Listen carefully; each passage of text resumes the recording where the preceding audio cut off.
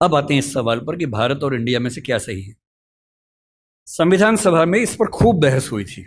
यह हमारे संविधान का अनुच्छेद 1 है और उसमें लिखा हुआ है, India that is Bharat shall be A union of states. बड़ी इंटरेस्टिंग बात है कि उस समय डिबेट थी कि भारत का नाम भारत रखें या इंडिया रखें। कुछ लोगों ने आर्यव्रत भी कहा, आर्यव्रत कहा, कुछ ने हिंदुस्तान कहा, सब नाम चले। अंत में सहमति बनी कि नहीं, भारत और इंडिया ही ठीक है। नेहरू जी ने खुल के तो नहीं, पर नेहरू जी के पर्सपेक्टिव से जो बात वहां पर ज्यादा आई वो ये थी कि हमारे संविधान के बनने की प्रक्रिया में जो बहुत सारे एक्ट थे जो अंग्रेजों ने बनाए थे, जैसे इंडिया इंडिपेंडेंस एक्ट 1947 का है, 1935 का एक्ट था, उन सब में इंडिया का इस्तेमाल था। उस समय के भारत की तरफ से जो समझौते अंतर्राष्ट्रीय थे उन सब में इंडिया नाम था। पश्चिम की दुनिया हमें इंडिया के नाम से जानती थी, अमेरिका हो, फ्रांस हो, कोई भी हो, सब इंडिया जानते थे। नेहरू जी का मिजाज जो था वो ये भी था कि हमें ग्लोबल पर्सपेक्टिव में चीजों को देखना है, पूरी दुनिया से संवाद करना है, क्योंकि उनकी रुचि अंतर्राष्ट्रीय मुद्दों में ज्यादा थी, बहुत ज्यादा थी। मेरे ख्याल से इन सब वजहों से तय हुआ कि हम अपना नाम इंडिया रखेंगे, पर इंडिया के बराबर महत्व भारत का भी रहेगा। तो लिखा गया इंडिया दैट इज भारत।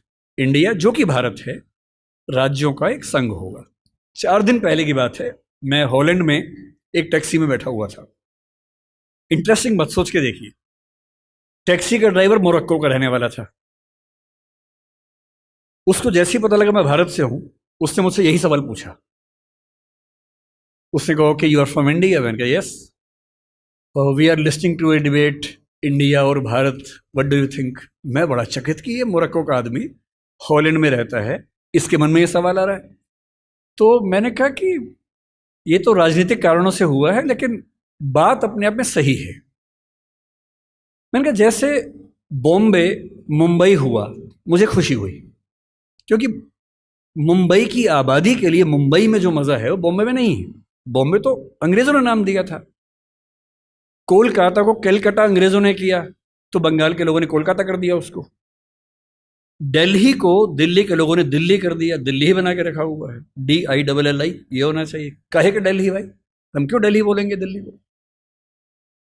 ये सारे तर्क अगर सही हैं, अगर बर्मा का नाम म्यांमार होना सही है क्योंकि उनकी जनता की आवाज तो म्यांमार में है, बर्मा में नहीं है।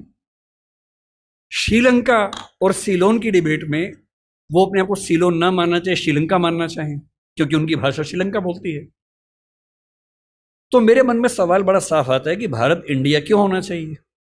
मैं फिर स्पष्ट कर दूं, मैं सरकार के पक्ष में नहीं बोल रहा हूं, मुझे उनसे रत्ती भर मतलब नहीं, मैं एक विचार की बात कर रहा हूं।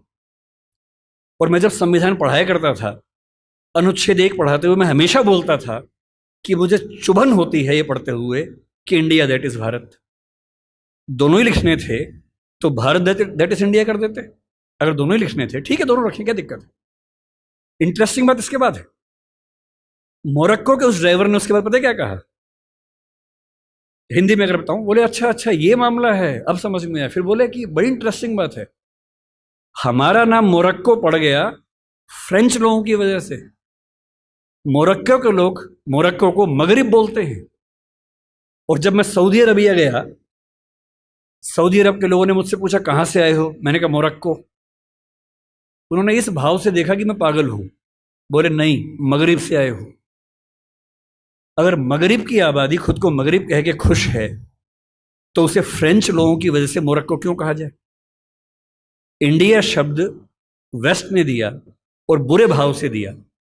उनकी नजर में इंडियन होने का मतलब है बहुत पिछड़ा हुआ होना, रेड इंडियंस, वेस्ट इंडियंस। तो आज ये क्यों हुआ, मैं समझता हूं कि राजनीतिक निहितार्थ है और उस राजनीति में मेरी रुचि जरा सी भी नहीं है। लेकिन ये आज हो या कभी भी हो, मैं इस पक्ष में हूं कि देश का नाम देश की भाषा में होना चाहिए और देश की भाषा भारत के पक्ष में है। आप इंडिया भी रख लीजिए, इंडिया दैट इज भारत के बदले भारत दैट इज इंडिया मेरी पहली पसंद होगी। मुझे इंडिया से दिक्कत नहीं है, पर भारत मेरी पहली मोहब्बत है।